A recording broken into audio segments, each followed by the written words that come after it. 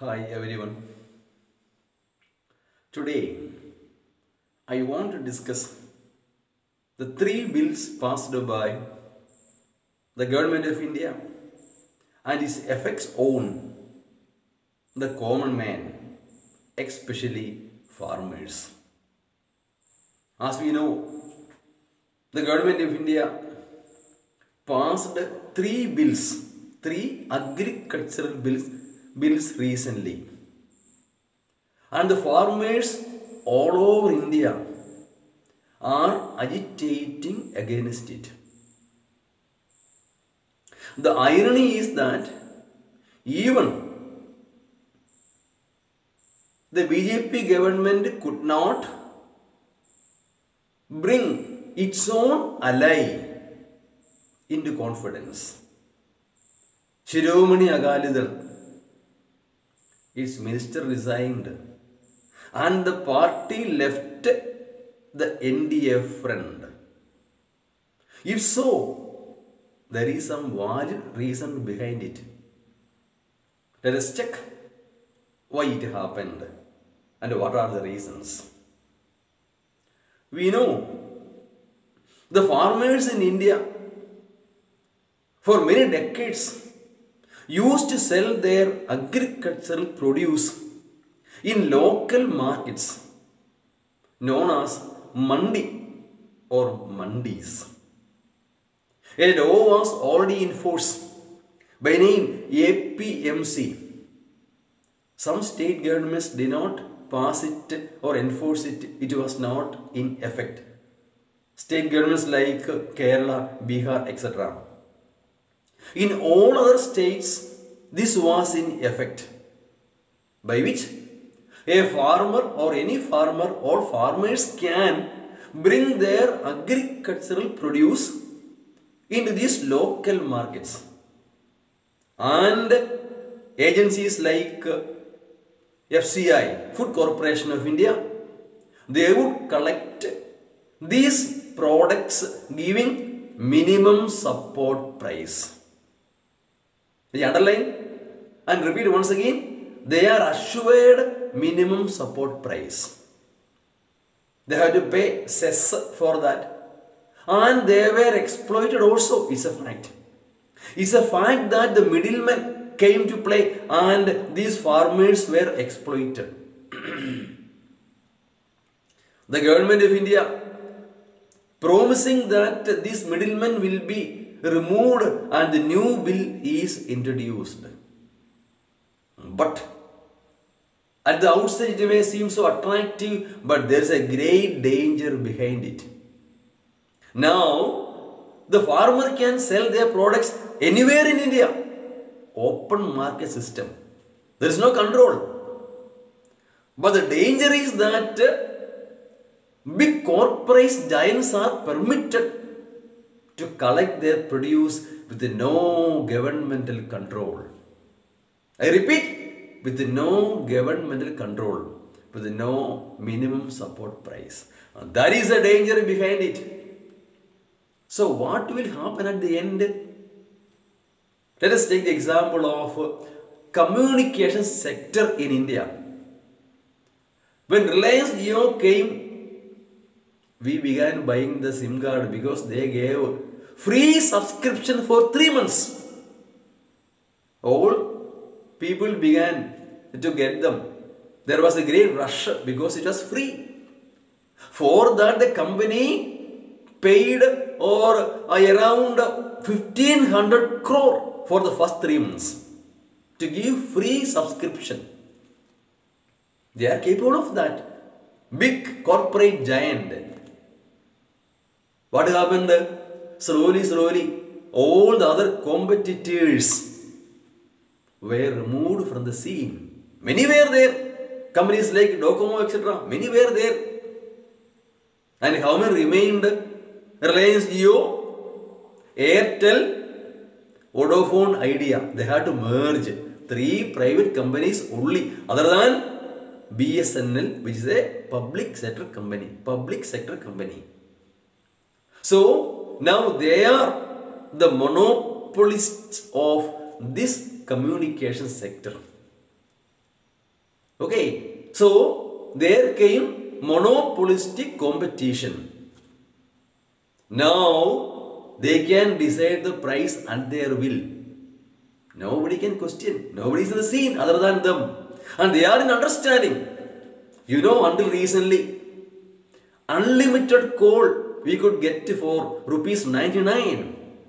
Few weeks ago, it was increased to 199. 100 rupees. Suddenly, all on a sudden.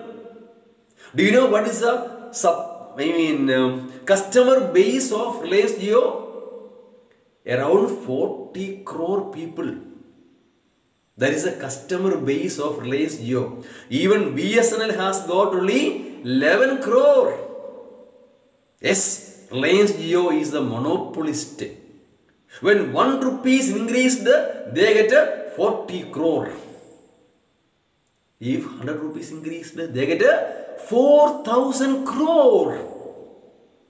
That's their profit. So they began increasing slowly. Now they can increase to any level. Nobody can question. Why? There is no real competition. Only three are there and they are in understanding.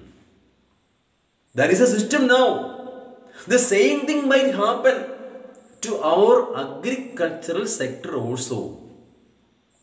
In the beginning, these corporates might offer price more than the minimum support price. Once they get the monopoly, they will start reducing the price, and they can give at any rate according to their whims and fancies. Imagine what might happen if a big corporate giant comes to a local area and collects with no government control. Then they produce. Then he decides the price. Nobody can question it. He can hold it. Nobody can question. Yes, these corporate giants can swallow the entire agricultural sector. There is a big danger. There is a danger behind it. More than that, the second bill makes way for a contract farming. As a result of that, the corporate giant and the farmer will come to a contract or an agreement. Accordingly, later on the farmer will have to cultivate according to the instruction of the corporate giant. What seed to cultivate, what fertilizers to use, all those things will be at the instruction of the corporate giant. He will be just like an employee. His freedom will be gone. He will be in danger. Not now, but later on. We are in big danger. We are in big danger. Yes. And let us look at the way in which this bill was introduced. The bill was introduced, got it passed. No discussion. They could have at least sent it to a select committee. Then we would have got some more time to discuss. The essence of democracy is in discussion and consultation. But in this case, there was no discussion, no consultation. Do you know, agriculture is in concurrent list, which means the state government can also make laws as the central government can. Of course, we know three lists are there: state list, central list and concurrent list. Of course, if there is a clash between state law and central law will prevail. But still, the state government can make laws.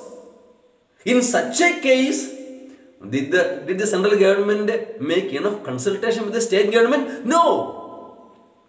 Did they discuss with the opposition? No. But where is the opposition? There is a pity.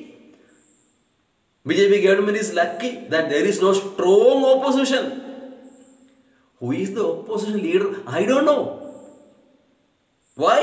Because the age-old party Congress is not in the scene. They haven't got enough members to claim the post of chief opposition leader. Pathetic condition. Then who are they? Who are there? Only some local party chief ministers are there. I will call them dependent governments. Why? In a way, they are at the mercy of the central government. Why do we say that? Because by the coming of GST, very few items only state governments can make law. The remaining all is central government. And even the share they have to give. And to run a government, the state government needs a lot of money.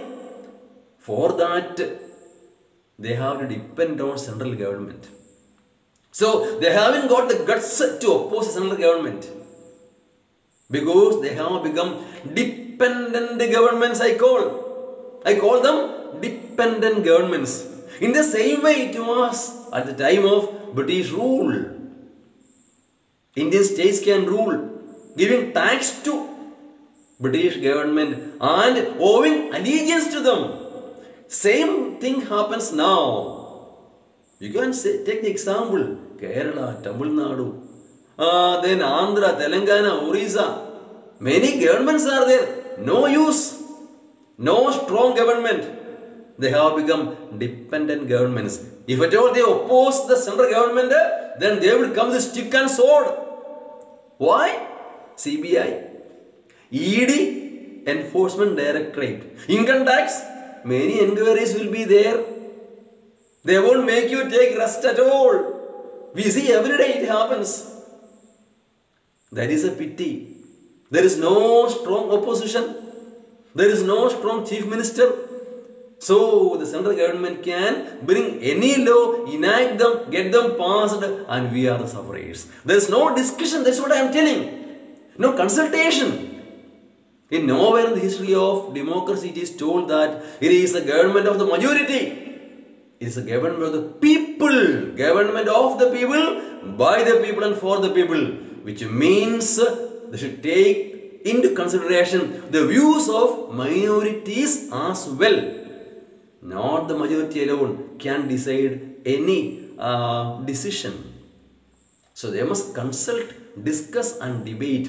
But there is no chance according to this central government. That is a pity. So we are in great danger. There is no enough discussion and debates in this country. And the farmers are agitating. Now, what is the remedy? The only remedy is that now the state governments can make laws that they won't enact this law into their concerned states. Yes, that is the only solution for which people should rise up, react and agitate against these black laws. So, my humble request to everyone is that you must realize the danger behind it and rise up to the situation, occasion and agitate against these laws so that state governments act accordingly. Thank you.